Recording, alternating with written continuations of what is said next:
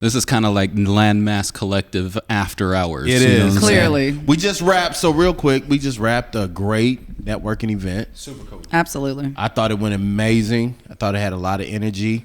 And if you did not show up, shame on you. You missed out. Where were you? Which rapper you was talking about? All right, real quick, how's everybody's mental right now? How's everybody doing since last podcast? I'm on a high. I'm on a high right now. Same. You know, after the Landmass Collective meetup, I'm kind of on a high. We just got finished with the production, so I'm on a high from that. Yeah. I mean, I'm down to talk about that if you want to. I want to talk about some, pop culture stuff and all that kind of stuff. So here we go. Get ready, buckle in with a little, for about an hour. Yeah. We're good. How are you mentally? I'm Chuck, great. you got to get in the mic too. Yeah, I got to share. You got to. Yeah, me and Curry got to share the mic. Crystal, how are you? I'm great. You great? I am doing very well. Yeah. Okay. All right. That's what's up. She said that with very much confidence. Yeah. They on a high on that end of the table. Look, I'm excited. One, because of the turnout that we had, right? It wasn't just us. Yeah. Right. We and then now we've got also youth. Curry he was the first one to show up. Yeah. On the scene looking mean Last with a one. pocket full of green. Before the doors even open. Yeah, don't church me. I told y'all, we not going to church y'all this episode. All our clips was just church. We're going to give y'all the heathen this weekend. Hey, honestly, that's my fault. That's my fault because I was the one in charge of the clips. But and like I got through the first 20 minutes, and the first 20 minutes we talked about church a lot, and after that I was. But I will it was say, good content. But after the say, first 20 minutes, I was just like, I'm burnt out. Y'all look at this, and nobody else. It's a church podcast. But I will say, I did a poll on my Instagram, and 80% said they were also church volunteers. So everyone was feeling it. We know our audience. We're in Mississippi. Everybody's church volunteers. What you talking about? All day. The research department. Yep. Yeah. they analytics over here, right here. Oh, let me tell you how I'm doing. Yeah, I'm doing, like Chuck, you answer the question. I'm doing great. I've had financial success this week. Where the claps at? I know. Yeah. Oh, they ain't the clap. There we go. Give me some claps. Got to get the claps and some in the comments. Put some, Shout out. Some flowers in the comments. Yeah. Get some hand claps and some flowers in the comments. Yeah. Had a great weekend. A new wedding venue this past weekend. That was really exciting. Okay. You were in mid-Mississippi, right? Flowood, somewhere in there? No, Ellisville. Mm-hmm. So close to Laurel, Jones County. Did y'all know that Jones County is a dry county? Did y'all know that? Did not know that. I know that. But I am not going to Jones County for parties. I know that. Yeah, I don't fool around in Jones. So if you have an event venue, you can apply for like a resort license, and then you can serve pre-mixed drinks and then maybe beer and bottled wine. Like what we had for tonight. Yeah. But you can't like no can spirits. No, you can't just do you can't get no critters on the rocks. You can't do that. Yeah. So I learned something that I didn't know, and then I of course had fun.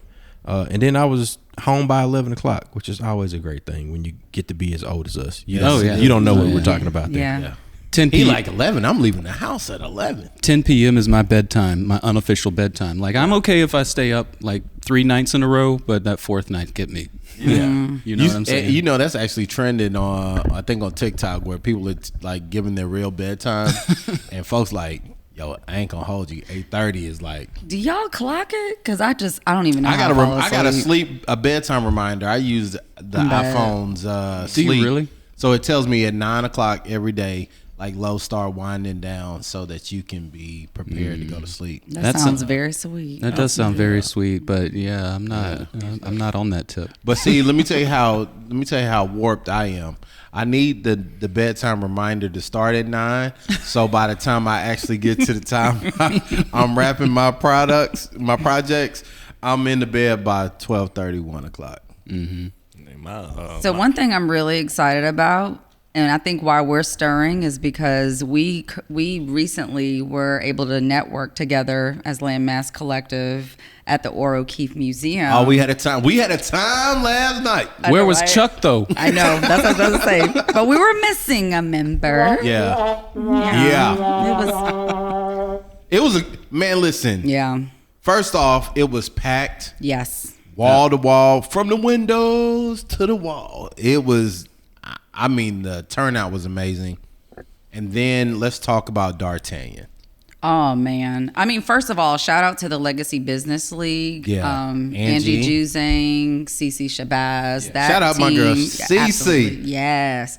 They did an amazing job putting this together. AAF showed up as well. Mm-hmm. Yeah, so it was in honor of Dr. Martin Luther King Jr., and it was a night of vibes, art, and culture. And so basically we had all of this talent from the coast and from the state, and it was phenomenal. I mean, everything from portrait photography to poetry to, we had a celloist or someone that was there. Mm-hmm. It was incredible. The vibes were good.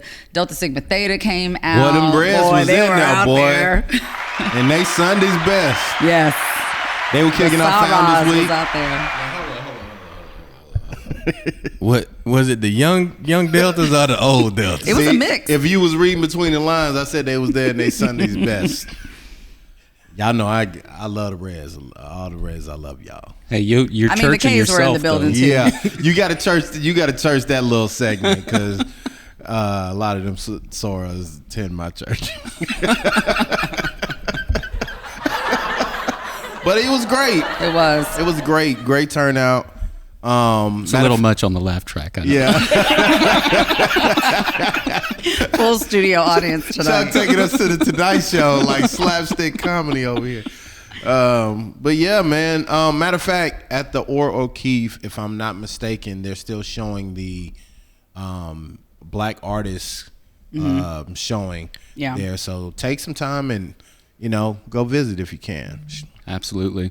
Before we get into any of the content, I mean, we were already kind of into some of the content, but I wanted to read, we got a comment on one of our, on the podcast. Come on, you pastor. So, Cameron Akers says, what are some of the ways that you're what are some of the ways that you're beginning to use ChatGPT? So are you using it in the church space? And you don't have to. We don't have to. Really? Answer that. Listen. We give the people what they want, man. Give the people what they want. So we might have to go to church on that one. Yeah. So are we using it in the church space? Any, and if so, in what ways? They're looking to find some ways to use it, and they're curious on how people are beginning to use it to include into the ministry. So yeah. All right. So I was the web designer for Amazing Grace Ministries. Shout out to Pastor Jason. In Biloxi. Yeah. And one of the ways that I've used ChatGPT recently is to write a blog post so that I can turn their blog, he just sends me pictures, right? Pastor Jay's like, hey, we need to get this up on the website real quick. You writing the sermons too, though? I'm not writing no sermons. Okay. I'm not writing. Now, that's a little bit. I just want to ask. Hey, now, I don't know. That might be cheating. I don't know. But the blog, I can I'll actually put a link in below that comment for an example of a blog post that was written with ChatGPT. Now I did a little editing, to kind of fine tune it a bit, but I mean, it was solid. I think I wrote the blog post or edited the blog post and posted it, and it was about I think 5 people were baptized. And so walk us through your process, because I think that's what the question really wants to know. So you got to be, I would say, particular with your prompt, right?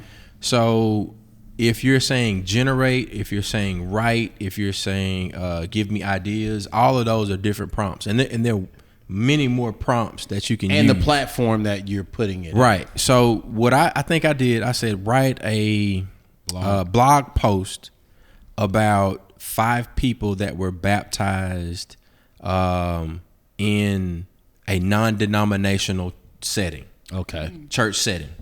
And it gave me, I think I did a short, so you have short, medium, long. Yeah.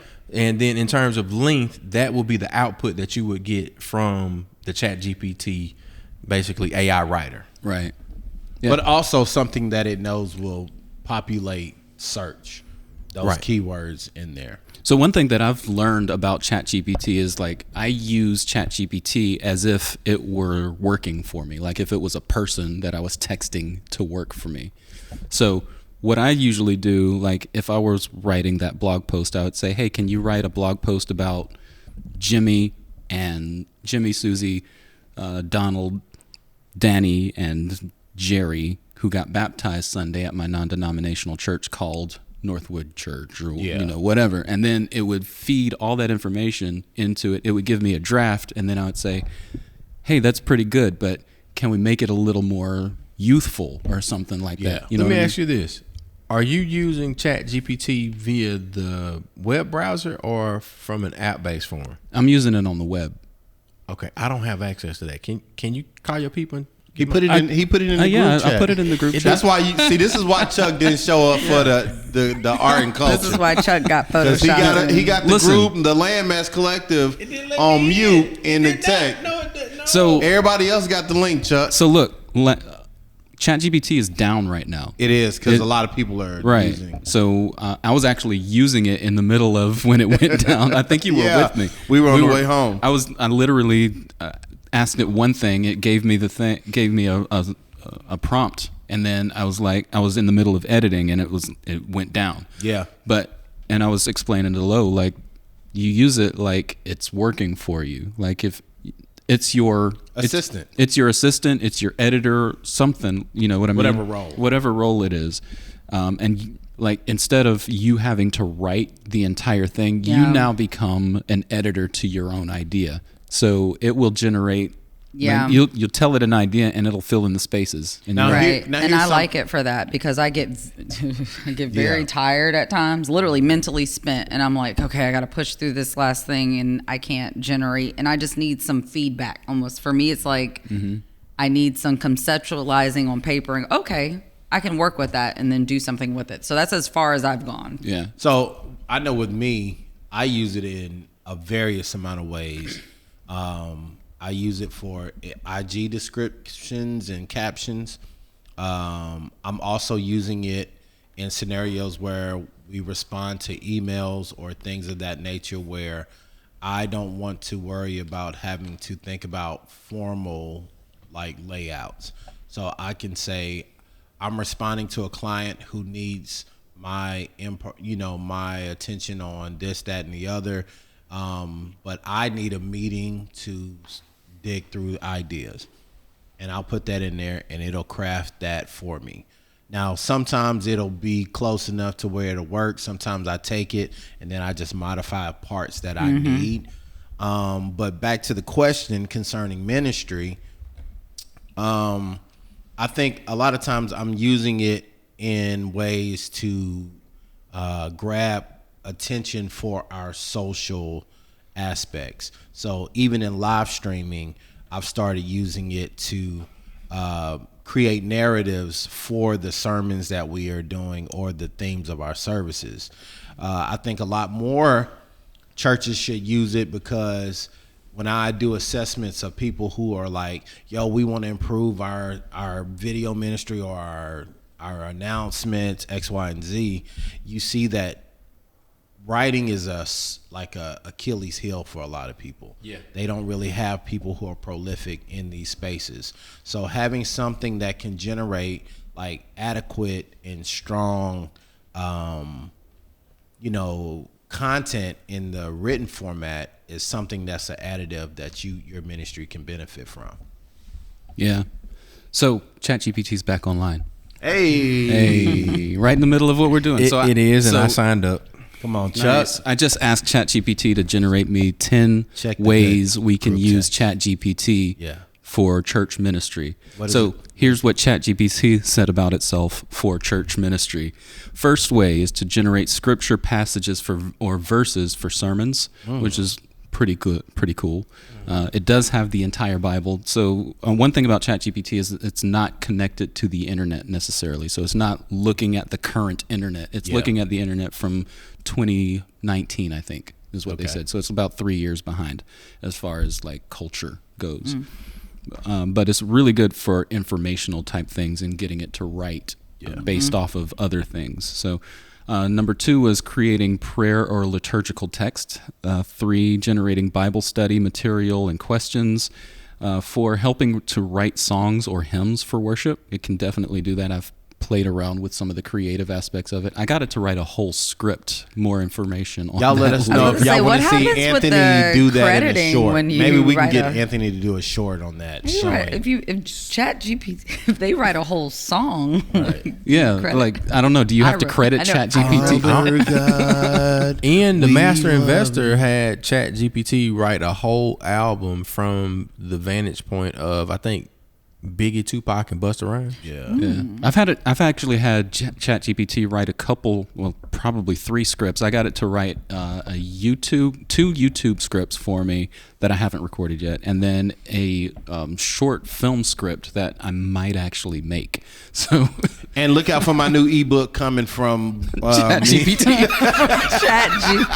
Forward by ChatGPT. I just got the idea. PDF is coming out tomorrow. Y'all buy that for $25. So I was on number 4. Number 5 is generating devotional or daily reflections. I like that. That's honestly really good. Yeah. So I mean, ChatGPT, you just put the prompt in about something that you're thinking about, and it'll come up with a devotion or prayer daily for you, and you can actually tell it to come up with a list for you off of that one idea, and now you've got a whole week's worth of daily devotions. But listen, I'm gonna tell y'all right now, don't go doing daily devotions on your socials, okay? You got to let that content cycle. So don't go, y'all be going out there now, some of y'all watching and y'all posting every day. Let it live for a little bit. Start with 1 a week, okay? Yeah. Like seriously, folks be getting tired of don't overdo it. Don't be telling these people not to inspire. Yeah, do a worship Wednesday. You know what I'm saying? Like start 1 day a week and see how that works for you. On a Wednesday, I know. What's up Wednesday? Here's the only caveat. Like unless, let me put that down because there was a lot of mic noise. So here's the only caveat. Unless you're already got a strong social, and that's what they're looking for. Unless you've already got a strong social, don't just start doing daily devotions, because that comes off as being like advertising. Yes. So, yeah. That was a gem right there. If you didn't know, that was free 99. Don't be churchy. Yes, sir. Number 6 was helping to write children's sermons or Sunday school lessons. Okay. So if you're in the children's ministry, some of y'all you pastors that burned out. Oh yeah. Hey, go to ChatGPT. I'm gonna let ChatGPT talk to you. I'll tell you. You want to know who teaching your kids in youth ministry? ChatGPT. ChatGPT. Number 7 was generating newsletters or bulletins for the church. Bring back the bulletins, and that's the bread and butter right there. That's the one that I would use it for mostly. Like generating newsletters or bulletins. Nobody reads those. Let ChatGPT do it. Why don't y'all stop unsubscribing to the church newsletter, man? Y'all know we get unsubscribing. I don't unsubscribe. We see y'all, right? We know we get notified when you unsubscribe. Then you wonder why your administrator looking at you crazy in service. Here's the tip: let it go to spam. Yeah, just let it sit no, there, I'm man. unsubscribing. Just let it go to spam. They be unsubscribing quick, bro. Like you can tell when it's I need terrible. that click through rate, man. Yeah, Open it up. Click it one time. Constant contact ain't free, man. Come on, man. We out here trying to give you this information. And then you wonder why you don't know nothing about what's going on at church. I ain't know pastor birthday was coming up because you How we come back to unsubscribed. church? Y'all said no church today. And look, the people they want to know churchy answers. Terrific. What? All right, number 8. Assisting with the creative or marketing or promotional material. That's just a given. Number 9, helping to write scripts or plays or skits. If y'all are still Easter doing coming that. up. If y'all are still doing that. No, whoever's making the plays, they are into it. If y'all they are still, into their plays. I don't know. Some of them plays need to be updated. If y'all are still doing that, if y'all still Jesus talking in thou and this and I. If we're still skits in church. Let's move on. Let's do short films instead. There we go. Let's do short films instead. Get it up on the screen. That way there's no mistakes because y'all skits. So let me tell you, I really do want to do like an updated version of Easter, like in a short film. So like if Jesus was one of us today, he wouldn't be like, he would be a regular dude, right? So just check it out. What would he be like? Hey, listen.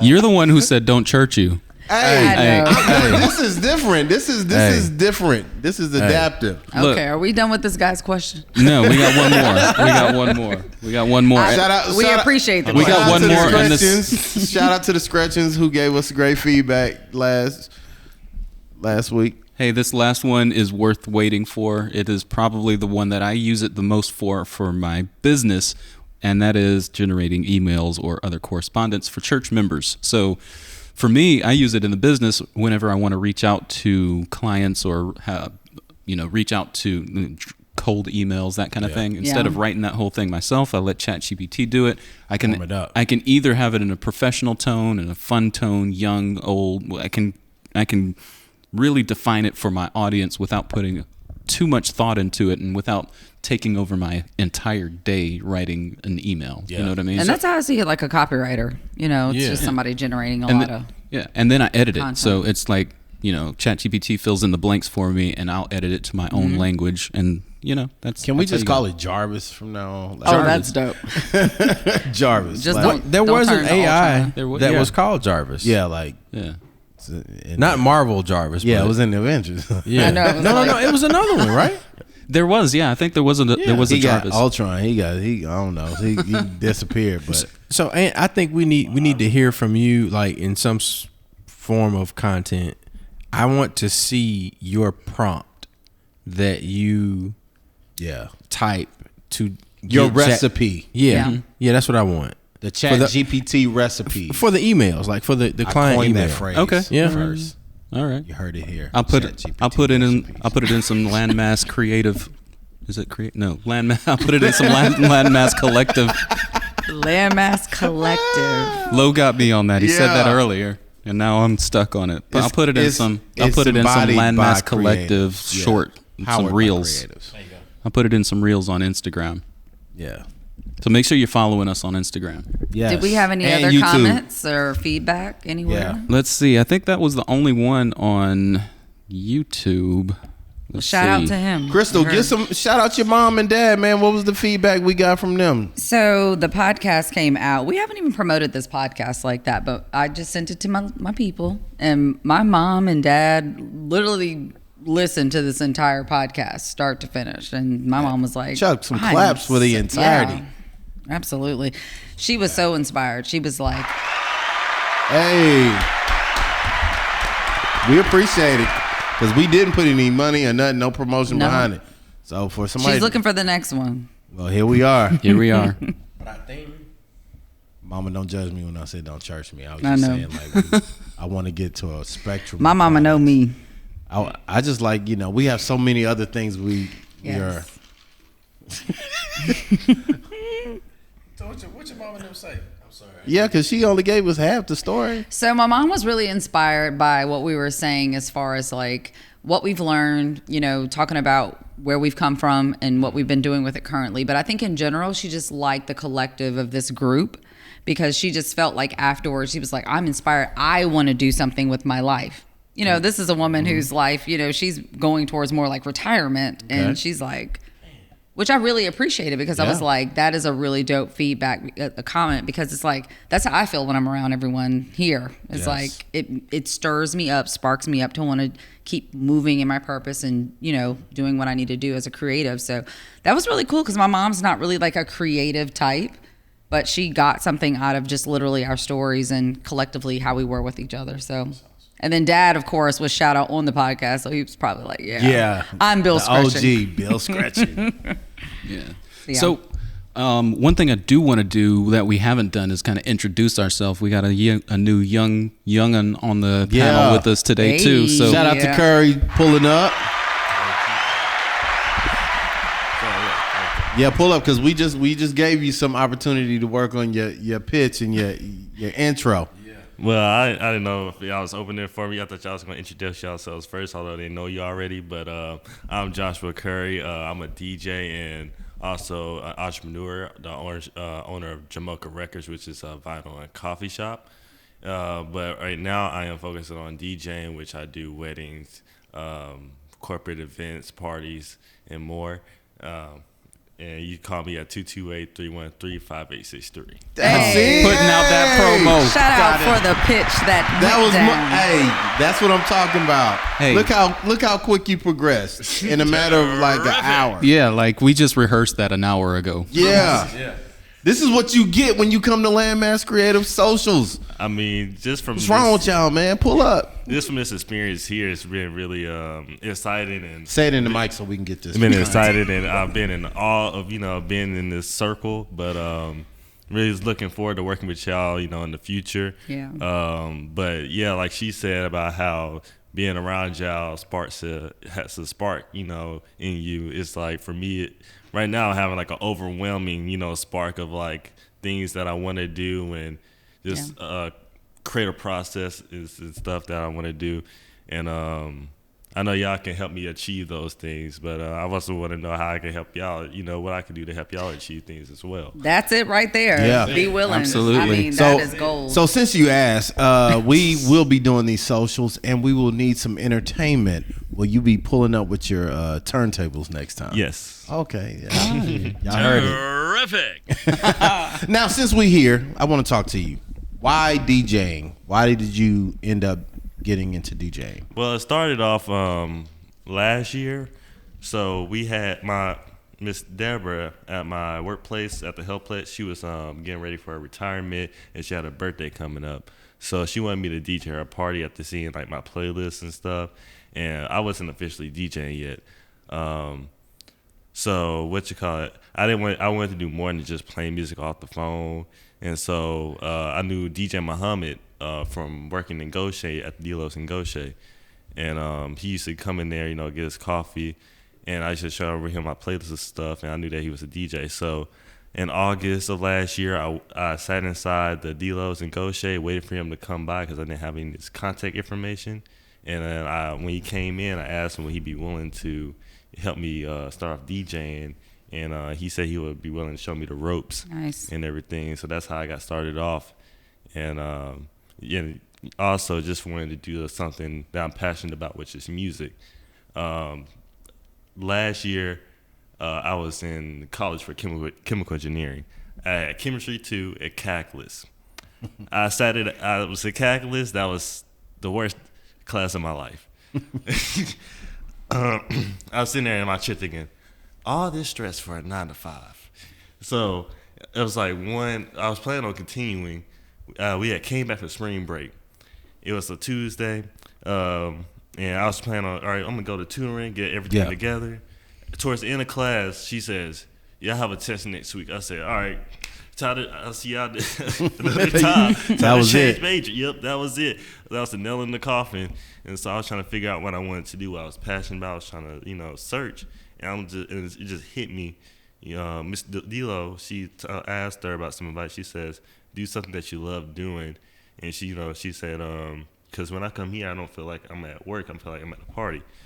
And so I was trying to think, and I'm like, and it was, in my face all along. I'm like, music. Yeah. Nice. So that's how I got into all of this. Now, shout out to you for being so invested in your future where you like sat and waited for him to come back. Yeah. Like that is probably one of the most impressive things about what you just said, that you had enough tenacity to say, I don't have his contact information, but I know he frequents here and I'm going to hang out till he comes through. Like that's what's up. Shout out to you. Some claps to you for that. Yeah. I had to get it done one way or another.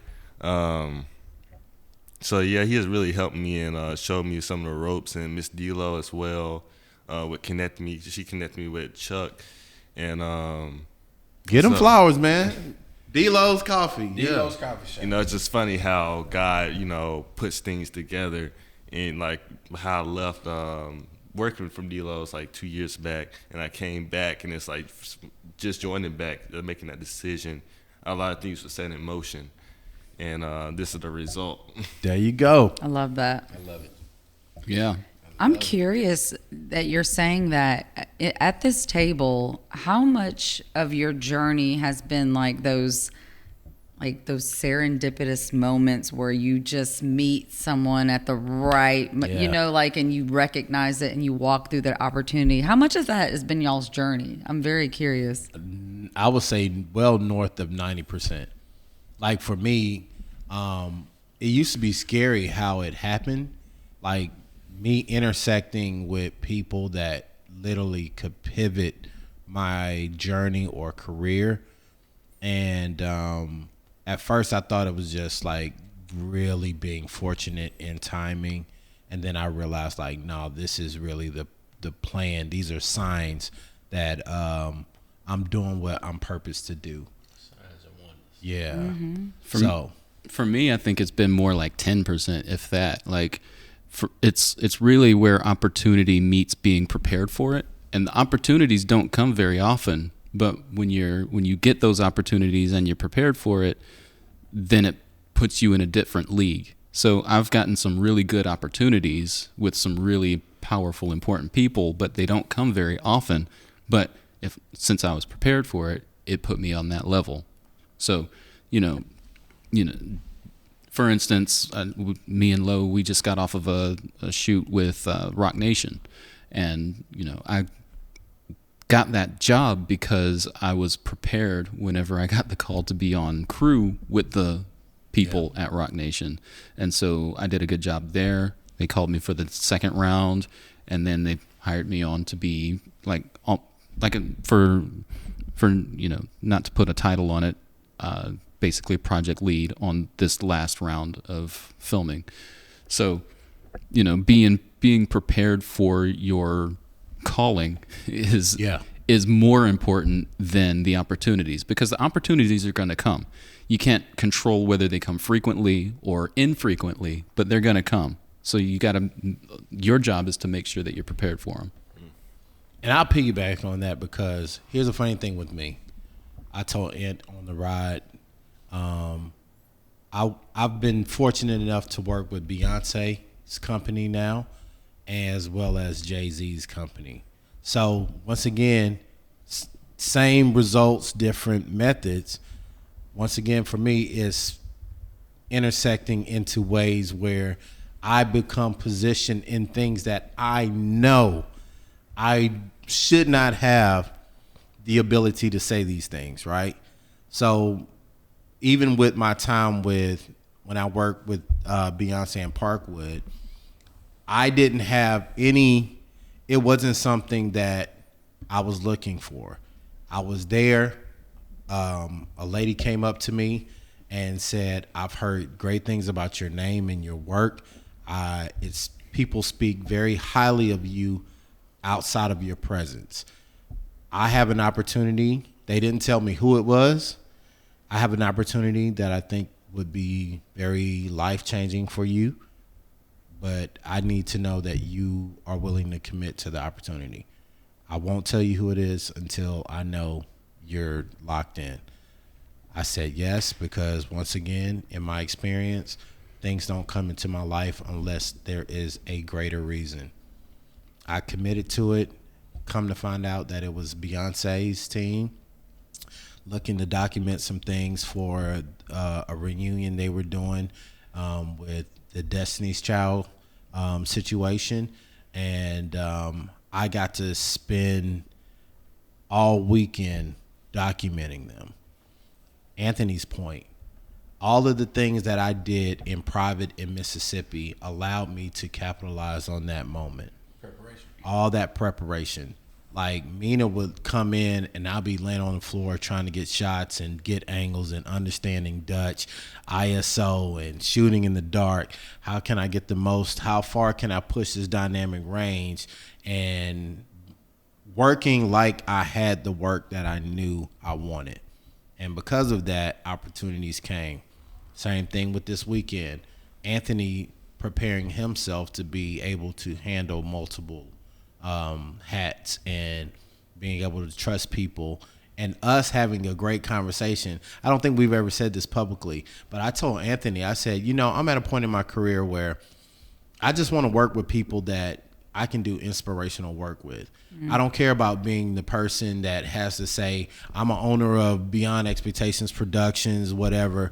I just want to build things that allow me to make an impact. Yes. And I told him, like, anytime you need me, don't think of me that like, oh, this is low with BEPS or whatever. Think of me as an additive. Yeah. And being able to have that humility to say, I don't have to be the guy in charge. I can play a different role, right? Mm-hmm. Like when Anthony was there, when he told us what was what, like there was no question. There was like, nah, I would do this differently. No, man, like I follow your lead. You are the reason I'm here. And being able to see him do that and help him do that successfully now opens doors for us to do bigger things. Yeah. And to add somebody else the next time around. So that's why I say it's very important. I think a lot of times people just need to understand that you don't always have to be the person out front to get the same reward. Yeah, that's a great point. Yeah. What about you, Chuck? What's your journey been like as far as like how you've come into your journey, your career, the people you've met, the stuff you've built? I can't put a number on it. But in terms of, I've always known that my life has been divinely orchestrated. I lost my mom at 17. So this was April. I graduated in May, from high school. And from that point, like through college, we talked about mantra and affirmations, right? My affirmation or my mantra, I said, no matter what happens, I'll be all right.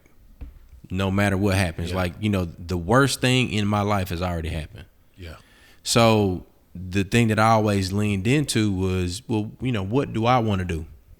And when I began to pursue DJing more, it allowed me to get into event planning. It allowed me to, get SGA. That's another training ground. So from church you get into SGA. I didn't have any of that experience, but when you believe that your life is divinely orchestrated, and you listen to the voice within, and you say, well, what is we gonna do? Yeah, you know what I'm saying. And when you figure out that the things that you want to do, you lean into it. If you like it, you keep going. And if you don't like it, pivot and go another way. But I believe that I haven't been flying by the seat of my pants. I've been, I pray, I look to not only the Bible, but I also look to, books that make sense. Yeah. I look to people that make sense, like people that have lived experience. If I come in contact with you, and sometimes I'm the most quiet person in the room, and other times I talk a lot. And the times that I'm most quiet, I'm listening and I'm learning, because I feel that there's something great for me to hear that's going to change the way that I'm about to move. Yeah. And it's a lesson that I need to learn so that I can go to the next level. And that's one of the things that I've been focusing on here as of recent is, what are the things that I need to know? And also, what are the things that I need to repeat? Yeah. So that I can do them better. And then also, to bring it full circle so that pass it on. Josh Curry don't have to do that. Yeah. Go and grow. Yeah. So he can go and he can grow. He doesn't have those potholes and speed bumps, and he's got a smooth road asphalt just waiting for him, and he's gonna zoom and he's gonna go. And I've done that before, but I had no one to tell me, dude, keep going and doing this, because you're going to help the next you be bigger and better than anybody has ever seen. Yeah. Chris, your turn. No, I love that. I'm just sitting in that a little bit because it resonates so much, Chuck. I really appreciate you sharing that. I'm just recalling a time. So me, Anthony, and Lo have gotten to work with each other on events. And so there was one that we worked on, annually. And there was this really like full circle moment that happened. So I worked as both a project manager and marketing person in the background, promoting the event, as well as when we were on the event space, we were making everything happen with the live stream and the video and everything that was happening. But we always did video interviews with the guests that came through, and we had some really prominent speakers that came through. And I got to sit down and have a discussion with Lisa Nichols. Lisa Nichols is a phenomenal motivational speaker, probably one of the top in the nation and as well internationally, and her company went public. And that is someone who years ago, in this pursuing of purpose and just wanting to connect and put whatever it was that I felt like was being given to me out into the world, I stumbled upon this opportunity to volunteer with her for one of her first speaking right to make million conferences. And that's so crazy. We were like a little group, because now everybody has branched off to do their own things. But during that experience, just coming in and volunteering, we got to go to Essence with her, and she partnered with Steve Harvey, who was launching his first, speaking career, and she was helping him out. So we got to be on the back ends of some really big monumental things with her. And because we did such a good job, she invited me back out to the neighborhood awards. I got to meet a lot of great creatives during that project. But it was so crazy to like be on the back end and be running the live streams for this woman who was just so phenomenal. And I can't say that I knew that was going to happen. There was nowhere in any planning that I did that I was like, this year I'm going to, be the live stream host for Lisa Nichols' conference. I had no idea. But to your point, I was putting myself out there on Periscope, and with having that experience, I was basically practicing every day without even thinking about it, because it was nothing for me to turn a camera and say, hey, I'm C Scretch. We're here at, Speaking Right to Make Millions. Yeah. And are you guys excited? And that was the first time that they ever saw something done like that. And so full circle moment, we're here at the Success Women's Conference, and we are literally sitting down with her, and now I'm interviewing her and I'm reminding her. So I was your little like social media girl way back in the day. Yes. And that kind of stuff, I can't put it in a tangible way to say like I can plan for that in some logistical way that's going to happen. But I do agree that preparation is so important. But like being able to be in a moment and know it's for you and know it's resonating with you is such a gift, because for me, that is how all opportunities have ever happened. They've been connections, and they've been recognizing and not pushing away even when you're scared, because there's moments that you don't know if you should go forward, and you may not even feel like you're really prepared for it when you're not really sure. But when you like really seize that moment, it just snowballs. And so that was such a big moment to then talk to her and say, hey, remember me from such and such? I was at your conference, and that you got to witness that. That was a beautiful moment. Because I want to say this real quick, because there's a continuation to this story that Crystal is not sharing. I was filming it and watching it happen organically, and then it was something from my perspective that fed me from being able to witness it, was that Lisa began to speak into you. Yeah. And it really turned into a moment like where we needed a minute to like just get composure. And I realized that what Chuck just did to Joshua is what Lisa did to Crystal, where we don't see the value of the things we carry, but those who have experience do. And looking back, hindsight is always the best. And Joshua is starting, but Chuck sees himself in this moment. You being able to be here in conversations like this, you positioning yourself, you don't even know the advantage in the race that you already have. You just trying to run. And that's what she said to Crystal that was so beautiful, was that I saw something initially. Like, you didn't realize that the opportunity given was me recognizing something in you. So it was great for her to know that, But she wanted Crystal to look past that because she like, you didn't need my validation. I saw it in you. So I'm not surprised that you're sitting here interviewing me today because I saw it back then. Right. But we think it's just an opportunity. But those of us who have the experience, we can recognize it in the upcoming talent. And for her to be able to be willing to open that platform like you're doing with him is the blessing and the wealth that we pass on. And I love that, man. It was such a beautiful moment. I was like, nah, man, we gonna sit here and cook and let that resonate because to me, that is the epitome of knowing that you have lived a purposeful life when you can open that door open for somebody else to say, come on in. You don't have to have them struggles I had. And I thought that was dope. Yeah. And I know we're sitting here probably talking to a bunch of creative people because this is the last Landmass Collective. We're a bunch of creative people here that are in it, that are doing it. But there are people out there that they'll probably watch this that haven't got into it yet, that want to do content creation, that want to do videography, photography, DJing, any, creative things, but you just haven't taken that step yet. Come on, pod pastor. The first step in preparation is going for it. You know what I mean? Just put some content out there. You know what I'm saying? You're not on YouTube yet. YouTube is free. Yep. Like, YouTube is free. Sign up. Like, do you know that there is a platform out there that will host your videos? Like unlimited videos. You can put as many of them on the website as you want to, and you can send it to as many people as you want to for free. Not just that, but like if your videos are good and people like it and they subscribe to you and they watch it enough, then you can get paid to put your content out there. Right. Like, do you know how incredible that is?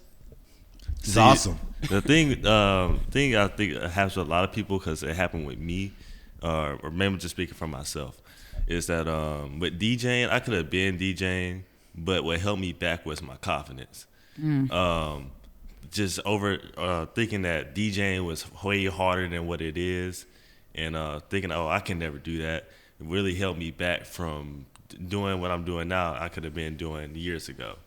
Mm-hmm. Yeah, that's a misconception with a lot of creative stuff because, like, I'm a runner. And one of the things I tell people all the time, like when you go for a run, you're a runner. Yeah. If you want to be a content creator, just make some content. Yep. Once you make some content, you're a content creator. ABD, always be documented. Oh. It's the same thing. Like, you don't have to go for a mile run. You can go for a run around your block. Yeah. Like, you don't have to make a YouTube video. Make a little short, 7 seconds. 7 seconds. Make it a little real. You can start just by introducing yourself. Hey, like Curry did earlier, just say who you are and what you're passionate about. That leads to other things. Starting is so important because that snowballing effect is so real, but you have to start. And I feel like when you get momentum and you start putting action behind that, things just start like. And that's just been my personal experience. I don't know about anybody else out there, but like sometimes you're just like flowing with the current, and boy, you're like, and then let me grab that, and then let me do. And the more you're doing, and the more it just seems to just collect upon itself. And so, but you have to start. I feel like sometimes you're like overthinking it because I get in that lane too, where I'm like overthinking it. And I'm like, it has to be this thing before I can launch, and the super launch polished. has to be. Yeah. And it has to be, and the funnels have to be made, and the things no, it's like just put yourself out there. Just start. I agree because the funnels. I hate the funnels. But the thing about it too is that I say ABD, but I really live that. I really think that a lot of times the best content is the stuff we don't have to overthink. Like sometimes it's just if you have a thought, right? Like there's a lot of times I'm driving. I do my best creating when I'm just in the truck and I'm not having a lot going on. There's not conversation. Sometimes it's not even music. I'm just taking in the ride. And my mind will just kick in. Like I'll start processing things like like, man, today was just a great day for me to just create, because I didn't overthink things. I didn't try to compare it to anybody else. I just did something that made me happy, right? And when I think about how that process made me feel, a lot of times I just turn my camera on, even if I don't post it right now, and record myself with these thoughts. Sometimes we just got to remember that content should be something that makes us happy. In the result of us getting stuck and things of that nature, yeah, we make money, but overall what made us great content creators is the joy we found by creating. And that little clip, boom, is stuff that'll get people engaging, saying, you don't know how much I needed this. I'm stuck right now. I've been having so much pressure on myself to be the next Tabitha Brown or the next this person. And it's no, be the best you, but be happy doing it. Right. That's what art was made for. It wasn't made to be some comparison. It's just whatever makes you just be who you are and happy. Yeah. Right now, if you're watching this and you haven't started yet, the thing that the creative market, the creative industry, the creative space is missing is you. Yep. Get out there, start it. I love it. And use ChatGPT. Yeah, I mean, use ChatGPT to generate some of those ideas. Bring it back full circle. And come to the Landmass Collective meetup. Yes, next month. You missed this one. Yeah, we don't have a date yet for you this time. Nah. So, Rust. Y'all heard? Oh, it's about the Alec Baldwin's going to be charged with manslaughter. Is he? Yeah. So you can't buy your way out of everything. You can't buy your way out. Wow. We were just talking about this on the ride home. We were. What? Yeah. Alec Baldwin is being charged with manslaughter? Yeah. Have you heard of the Rust thing? The Rust? They brought a live gun on set. He didn't check. It was something he didn't check everything like it was. It was supposed to be a prop So- gun. Well, it wasn't okay. for him to check. but- Okay, so since Chuck is Allegedly, a little confused, if since Chuck's been got all living the under a facts. rock, Yeah. since Chuck's been living under That a was a rock, while ago, so right? yeah, But they have to do. Yeah, I'm just saying in that the in story broke. 2021, that was It was during the pandemic. yeah, it was during the pandemic. Alec Baldwin decided he wanted to make this movie, so he got his budget together and did it himself. So it's a low budget film. It was going to be a Western movie called Rust, and because he was skimping so much on budget, I think he skimped on the safety officer for the guns, and ended up getting this prop gun that was a real gun, but didn't get I don't know the full story, but some people are speculating that there was supposed to be blanks in the gun, but one of the blanks got changed out with a real bullet, and he ended up in rehearsal while cameras were not rolling. He pointed the gun at the director of photography and I think it was the director as well. So they were kind of in line, and he pulled the trigger, killed the director of photography, and injured the director. Yeah. Yep. That's wild. I don't even know why you aim it. Yeah, First of all, you don't ever point a gun at anybody. Right. That's gun safety. Yeah, that's gun safety. One-on-one. Yeah, and number two, which honestly could be a number one, could be number zero. Why was there a live round in the gun? But there's a lot of things that are speculated, and I say speculated and alleged, because number one, they were shooting out in a very remote location. And some of the crew said that there were people involved that had been participating in things that could inebriate you throughout. And that a lot of that was just misjudgment. But still, the question remains, why are there live rounds on set? Absolutely. That's number one. That's how you got to know you aren't in your sound mind, because anybody that is a prop master or a gun, you're supposed to be certified completely. Even with them being toy guns or prop guns, you're still supposed to teach gun safety to the crew and the cast or whatever. But for you to have a weighted gun and to put it in the vicinity of people without checking. There's no time I pick up my firearm where I'm not removing the clip and I'm checking the barrel. And I'm doing that multiple times and making sure it's upside down just in case something is lodged. Yeah, right? you got to do it at least twice because when you cock a gun, there's a bullet that goes in the chamber, but sometimes there's a bullet that goes like halfway in the chamber. And then when you pull the clip, you can cock it, release that bullet that was in the chamber, and then another one comes up in there even though there wasn't a clip. Yeah. So you gotta check at least twice. It's good to check a third time just for safety. But man. So I like the fact that whoever is handling this case is setting a precedence like, yo, we not playing around with this because this lady died for no reason. She's away from her family and her children. Like, there's no reason you should not be here. Somebody got to answer for that. If you ain't have enough budget, you should have found some more budget, or you should have waited till you had, because that is a part of the process that you cannot cut.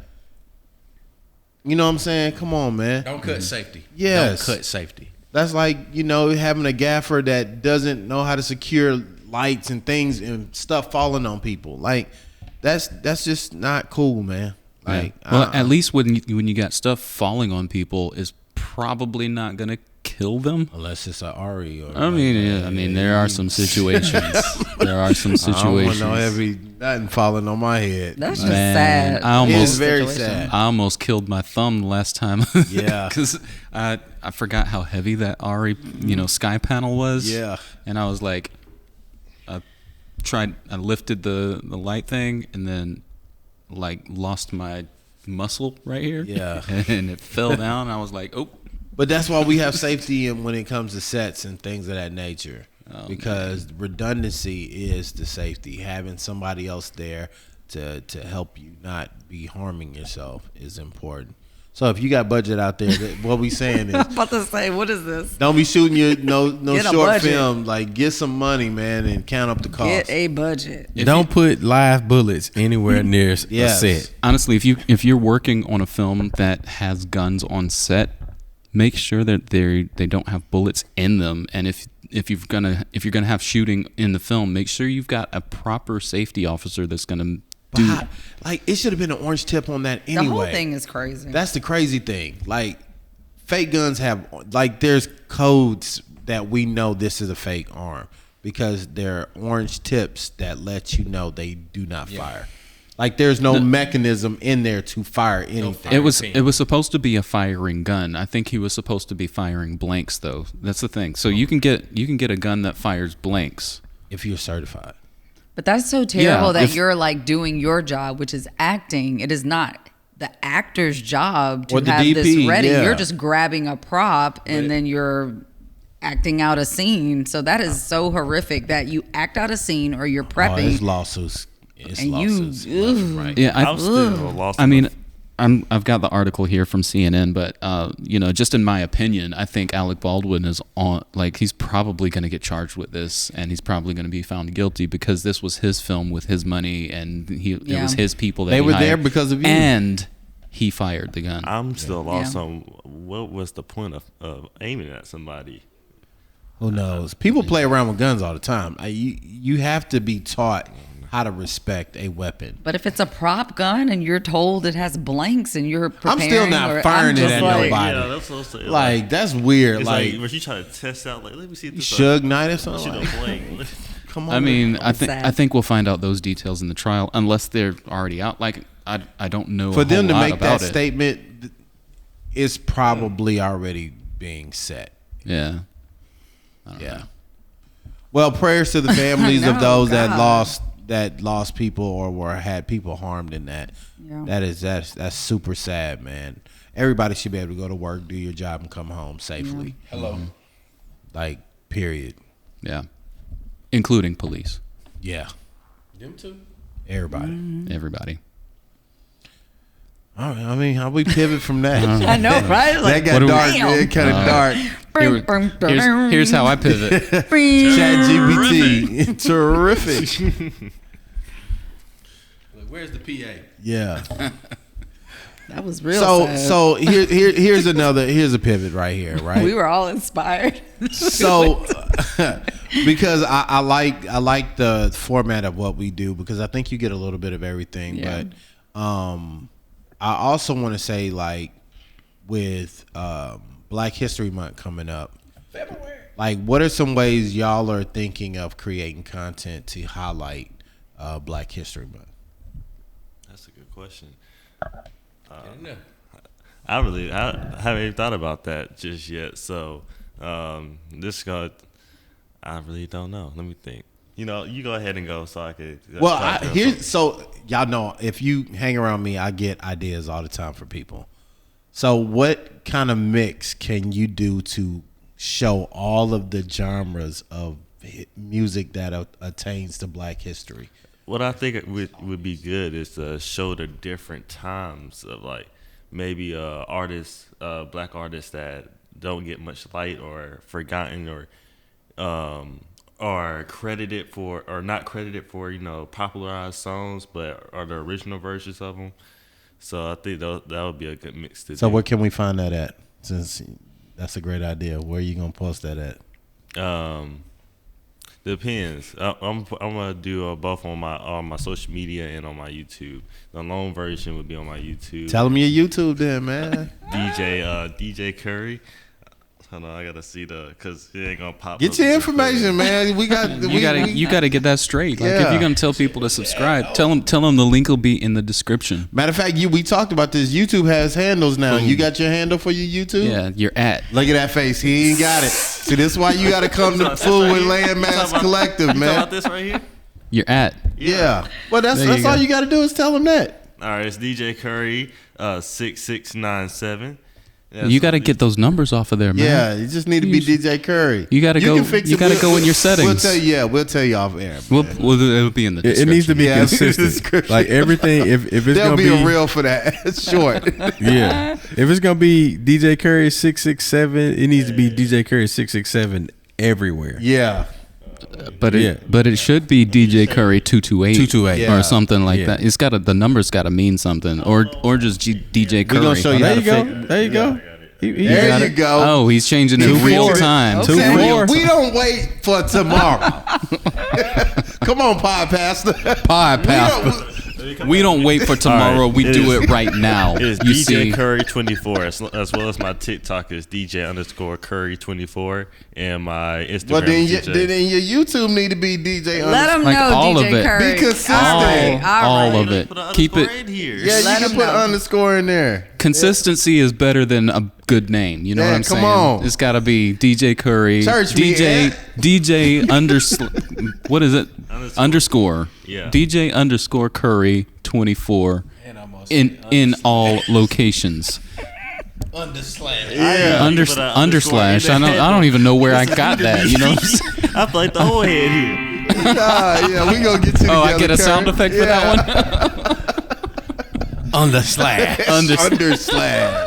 There we go. That's caught up to me. Yeah. That's got to stick. That's got to be the thing we say now. Underslash. Oh my gosh. There it is.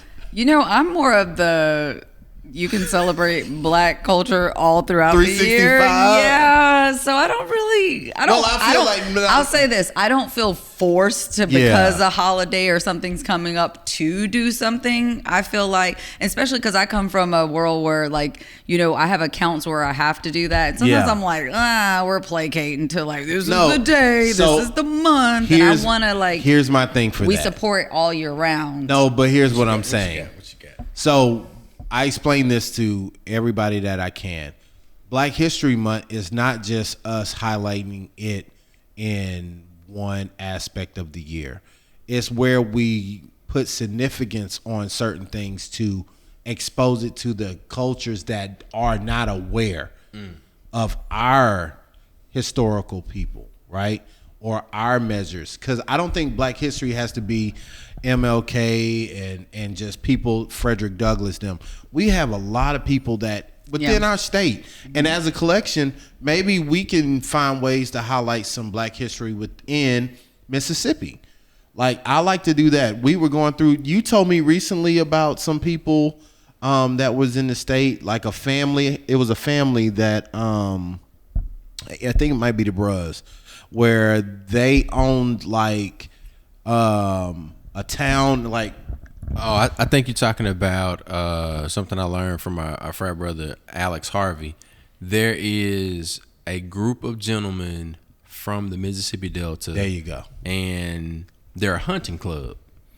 And as a hunting club, I think the number that Alex mentioned to me, they had access and control of upwards of 10,000 acres in the Mississippi Delta. So it was, like hunting property. It was, parts of it may have been used for agricultural resources, and they may have had, they may have owned portions of it, and also had, like long-term leases to where you got this group of black men that was, part of the largest land controlling hunting group in the Mississippi Delta for years on top of years. And, those are the stories, I guess, that, Lo is getting at. It's like, not to say that we don't need to hear some of the stories that we've already heard and those that we're familiar with. We need to celebrate some of those unsung heroes. I guess we're going to go VH1 on everybody, right? We need to celebrate the unsung heroes so that we know that we can control 10,000 acres, or for the fact of the matter where it might be we need to control, 15, 20, 30,000 acres. But how do we get there? How did they get there? And, leaning into the process, I guess, is, some of the things that we can kind of dig into as creatives to say, well, let's analyze what these guys did. Let's talk to them and figure out what their process was, and we might be able to duplicate it. And like, that's a great story. Another story that sticks out to me is like some of the historical value in Tougaloo. Like, most people don't realize, like James Brown, a lot of these civil rights guys came to Mississippi as part of the Jackson. Like, Jackson was where a lot of things were happening. But who were those people who held down the home front to make it even happen, where these people could come in and have these movements? Like, as a and I say this because it was just stated today that the state of Florida has voted from the governor to remove Black history, African American studies and history from the public schools. So they will not be teaching African American study and history in the state of Florida going forward. So who tells our history? Who tells our stories now if we don't? Like, when I said the story about Tougaloo, did you know that? You live, how old are you? You're in your 20s, right? You don't even know history of something that's 3 hours away from you. Something that allows you to have the freedoms you now live in, right? So if we don't share these stories, and this is why I say it's bigger than a month, it's just us highlighting things to prime people to care about the things that we do, not just us making light of, it's just Black History Month. Because I tell people all the time, like, my history is not something that's a joking matter. Like, I come from people who ran through swamps and did the impossible for me to be sitting here today. So one thing I will never do is water down that, because 99% of us couldn't go from the Delta to the coast for freedom, or if we had to walk that way, a lot of us wouldn't have the tenacity to even do that. So for them to achieve what they achieved, it demands the respect of us being able to continue to tell those stories and those efforts. So I'm looking for some creative ways. I would love for us to highlight some people in Mississippi, even starting on the coast, man. There's some rich history here. Yeah, I know for me, I put out a piece a couple of years ago called Blood in the Water about Dr. Mason and Gilbert Mason. Yeah, Dr. Gilbert Mason Jr. and was it junior? No, senior. Senior. Dr. Gilbert Mason Sr., who led the effort to desegregate the beaches in South Mississippi, like not just Biloxi, but that's where a lot of the action happened, man. And I got to talk to some of the people that were actually there at the beach on Bloody Sunday, where they held a protest and got attacked brutally by some mobs of people who didn't like them being on the beach. Mr. Jimerson? Yeah, Mr. Jimerson was one of them. Who is still living. Who's my still family friend of ours. I was happy to see him in the film. And they were attacked brutally. They were hit with pipes. One of the guys there who I got to talk to said that he literally was, on the beach and saw it happening and started running and was chased down into neighborhoods and stuff and kind of narrowly escaped. And to me, that's my proudest video that I have on my channel right now, and I don't know how I can top it, which is why I don't know what I'm going to do for Black History Month right now. One thing I would think we could do a great highlight on to continue the series you did is the Blue Note. So the Blue Note was a club in Biloxi that it was like a hole in the wall, but when I tell you it has been there in Biloxi for some time. And they said like blues greats would come in, like it was a lot of history. And I think Mr. Jimerson was a musician too. Yeah, so he could probably. I know Mr. Jimerson knows about the Blue Note. We used to sneak there as like kids and pass by, and they were like, "You can't go in the Blue Note." But it's just like those little things that, Division Street. When people hear Division Street, most cities have a Division Street. That has significance because it normally divided the city from the black side of town to the white side of town. So like just sharing those stories of things. Bay St. Louis has history. Like all these towns have things and people that did those things like Dr. Mason to ensure that we have the freedoms we have today. Yeah. But I love the intention that you're bringing out because there's so many people like you guys are managing social media or you're feeling pressure to just put something out. Like, I just don't like the cookie cutter. That's what I'm dig deep. We're just making a graphic to serve the purpose because we feel like we're supposed to do this. I love what you're talking about and where it's coming from. And I feel like if you're going to participate in this, it needs to come from a specific space. But I've seen so many businesses who are like, okay, well, this month we water it down. We're going to show you how we're supporting, and it's like support throughout. Like, why do you have to do it now? Do it throughout your whole company culture. So, question is the Blue Note still going? I believe it's still functioning. Yes. 100 Hall is like that as well. In Bay St. Louis. Now you got my wheels turning. Right. Yeah. Okay, I got another question for y'all. So as Anthony was saying earlier about him being a runner, I'm kind of like that myself. But I was going to ask y'all, how y'all reward yourselves? Because for me, it's hard to do that. But also, I know that to enjoy the journey because the journey is what makes the destination. And but what happens so often with me is that I'm always so focused on what's next. So I may achieve a milestone, but I'm more like, what's on to the next thing, Like let's say I may get a speaker. I'm like, okay, now I gotta get the controller, and I would celebrate that I just got a speaker. That's just. So how do we celebrate? So let me just say this: don't make an idol of your destination. That's the thing, because it's really all about the journey. Yeah. Like, I just got off this gig with Rock Nation. It's not like I had it has been a goal of mine to work with a big company like that, and working with Jay-Z is phenomenal. But the journey getting there is just as good as going over there. Like, the thing for me is I love telling great stories, and since I love telling great stories, getting to work on this was a dream just for the story, not for the people I was working with. Getting to tell the story of the Blue Note maybe is just as exciting, even if it's my own project. So it's not about working with the company. It's not about getting the speaker. It's about doing the thing you love to do. So if you look at it in that mindset, it's not about achieving something. It's about getting to tell that story. For me, for you, it might be something else. It might be making a room of people get up and dance or something like that. For me, it's just sharing that passion of music with like-minded people, or just people who just casually enjoy music. But just being able to play and listen to music for a living is passion.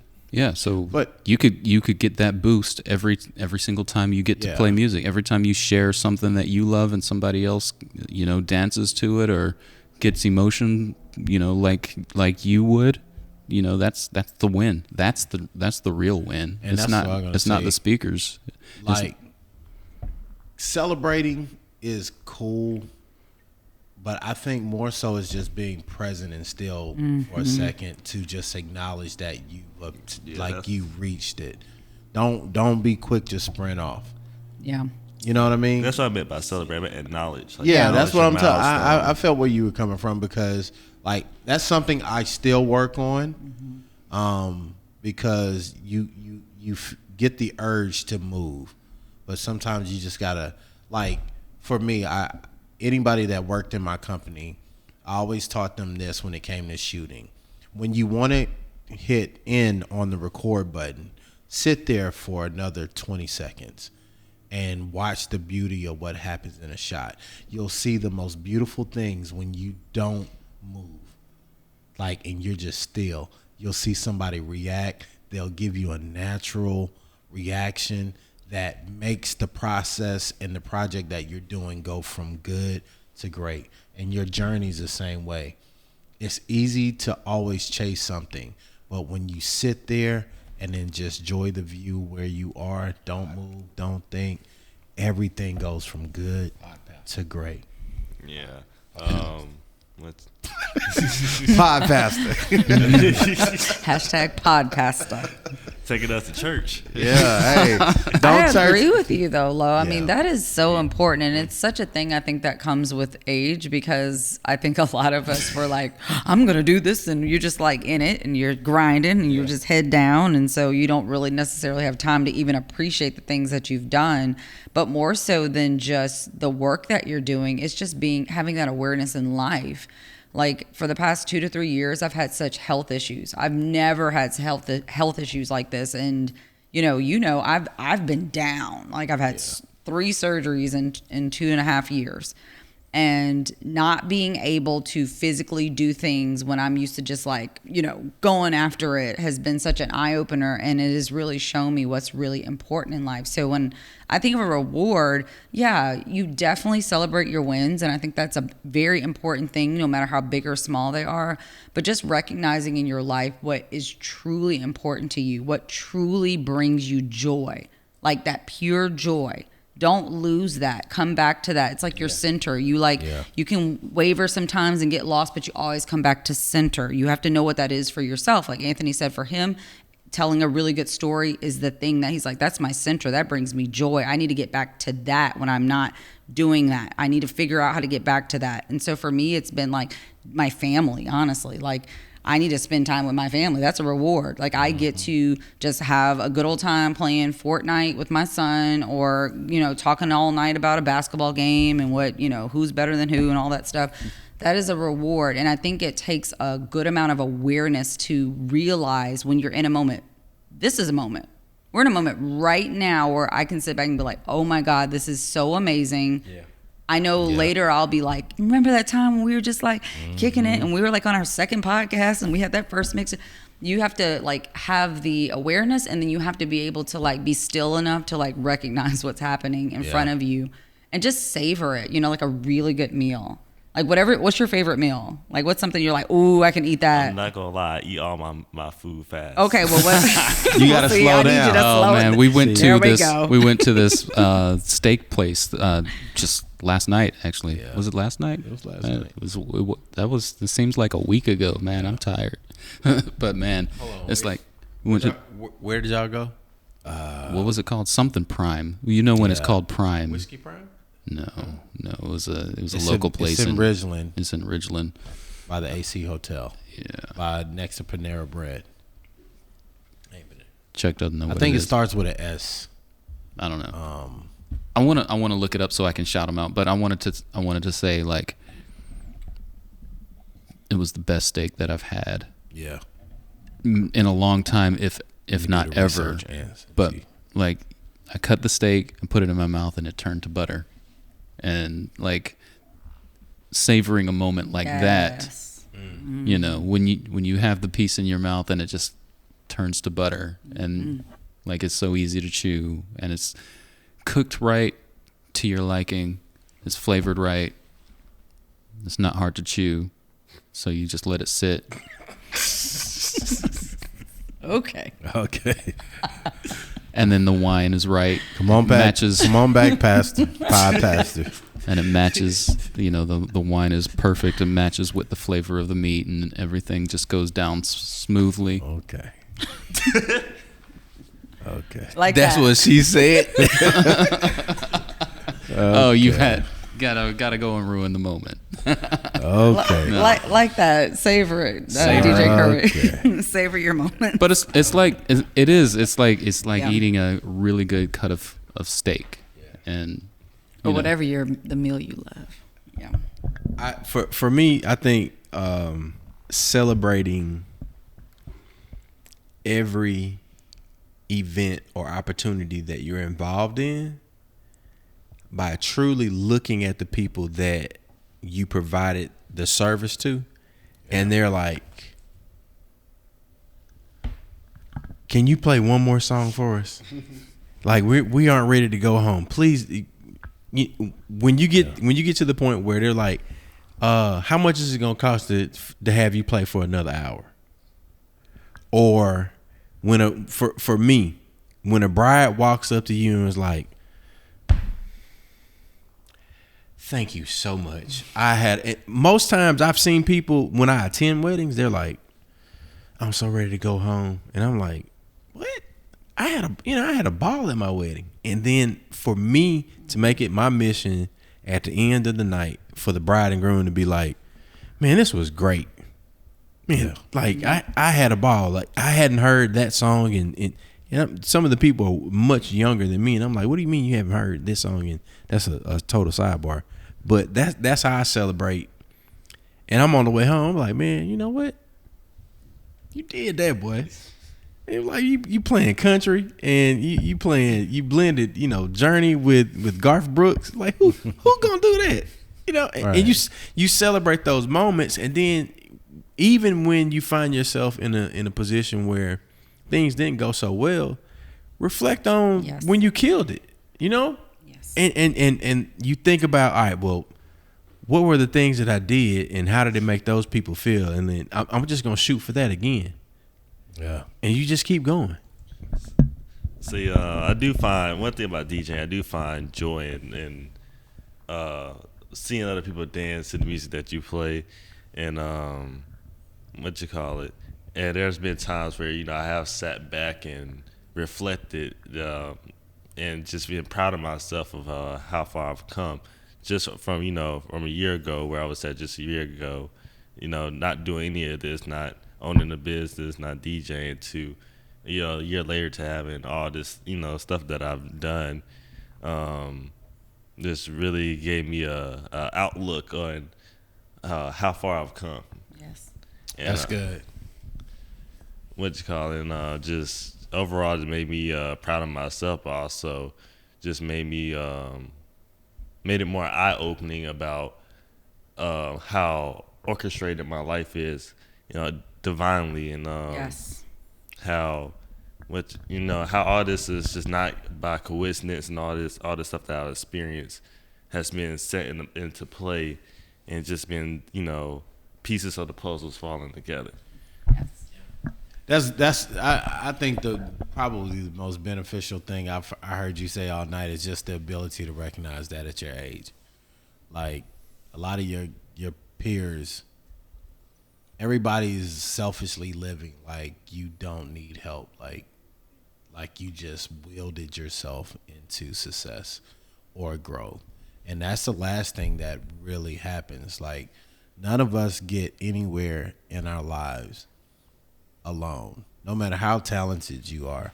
Like you may forget some of the people that help, but somebody gave you some type of cultivation, somebody encouraged you, somebody told you keep going, baby, even when you were terrible. I know for me it was like having those people that just encourage you through the hardest parts of developing, because like even with DJing, like you're not gonna always just hit it on the head every night.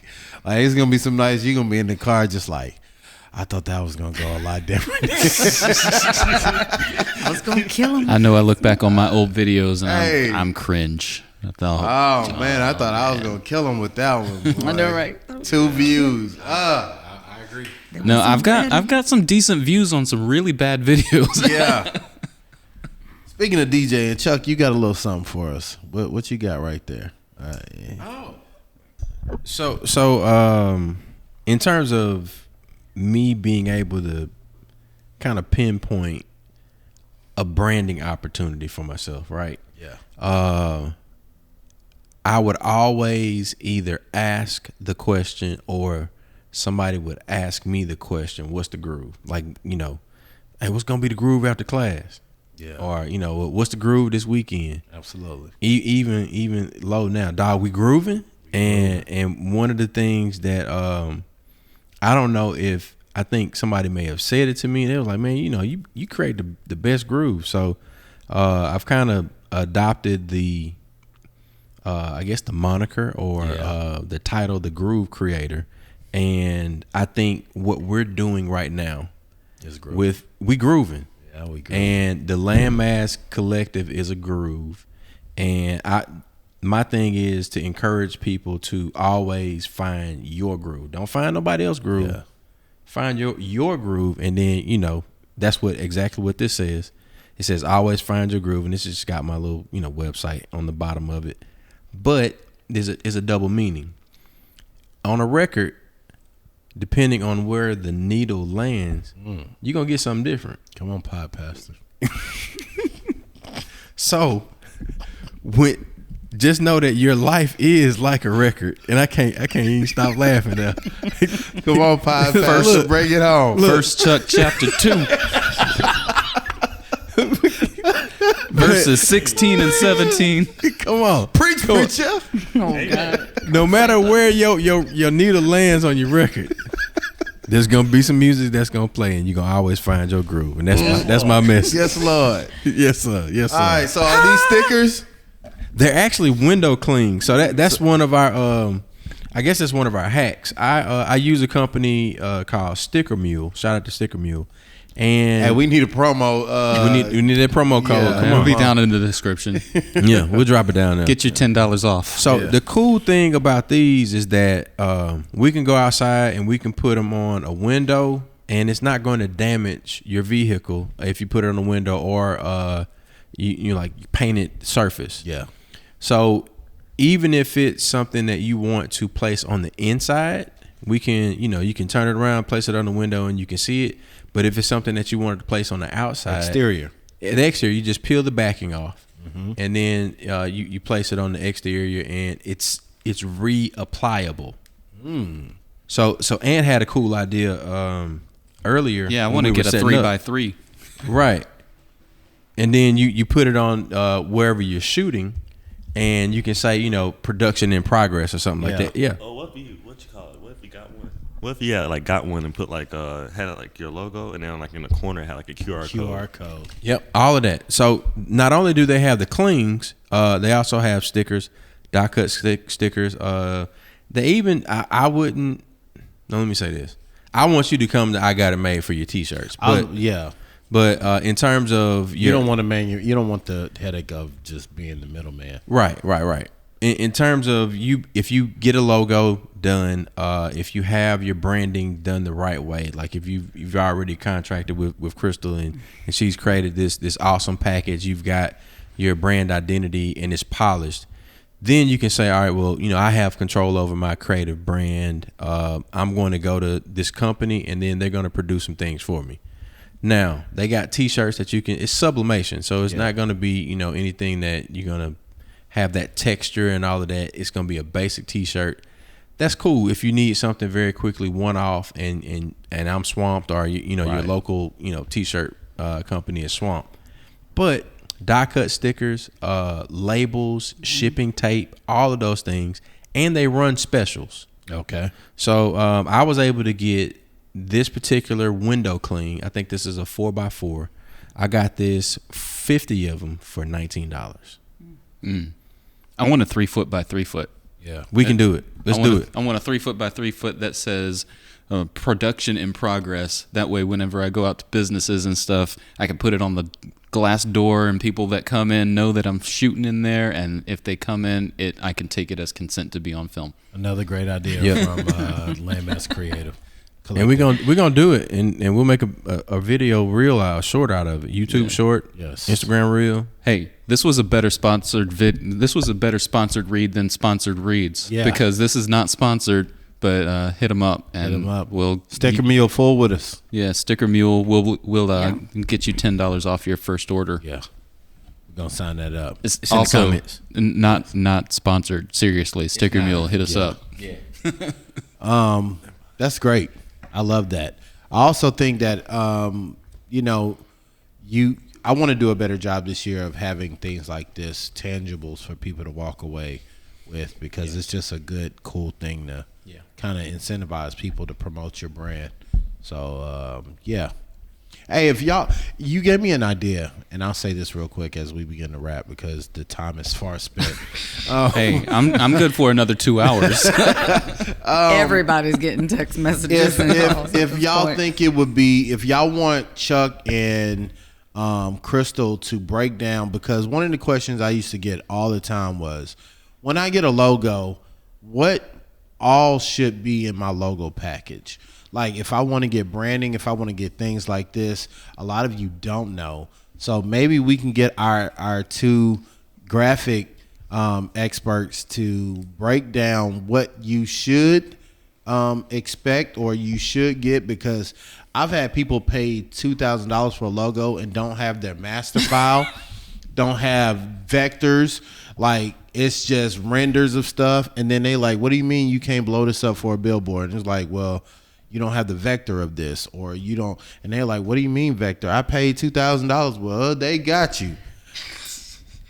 And you and we you gonna jump in on this? I'm Next just episode. Like, I know. yeah, next episode. If y'all want to know more about Buddy, that, I got some stories. yeah. So we'll go into that. We'll go into how to price for logos and all yeah. that kind of stuff, because logos can be one of those things that you pay a lot for. You can go to Fiverr and get you something that actually looks pretty decent. Yep. So, how much do you want to pay for your It logo? still don't amount to a hill of beans if you go to the screen printer and you ain't got no vector file. Yes. It's true. You got to get that vector file. Don't just get a PDF that is a photo, because that can happen. PDF can be a vector, but it can also be just a JPEG disguised as a PDF. Boy, put some fire down in the comments. Canva's really good for doing like. Look, logos. what I want to do. Did you say Canva? You guys, I want you to tell me Make sure your you tune in. stories of Make sure you logos tune in. that you got that didn't fit the bill. I want those in the comments. Tell us that. Yeah. Like, I want to know the horror stories. Yeah, we want to know how ugly it got, like just how bad they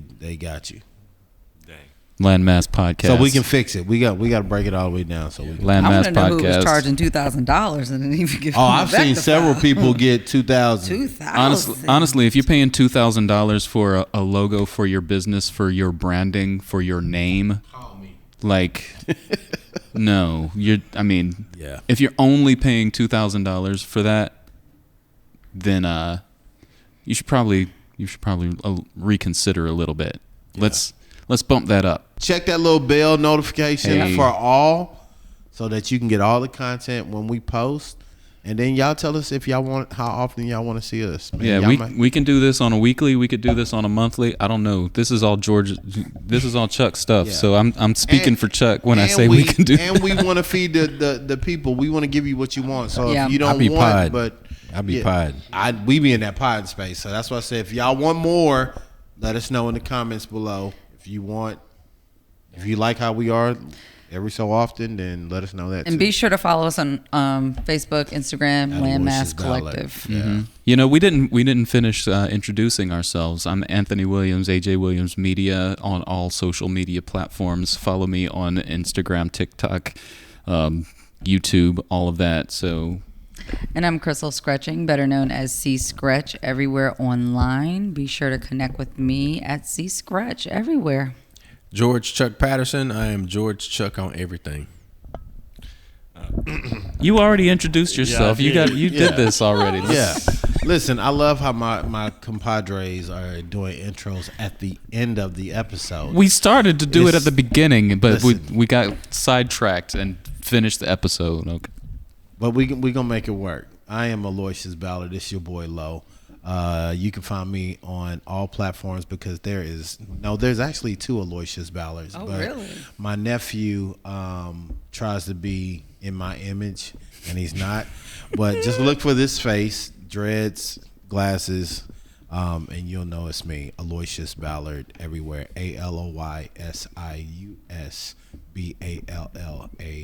ALOYSIUSBALLARD. And that's it. That's a wrap.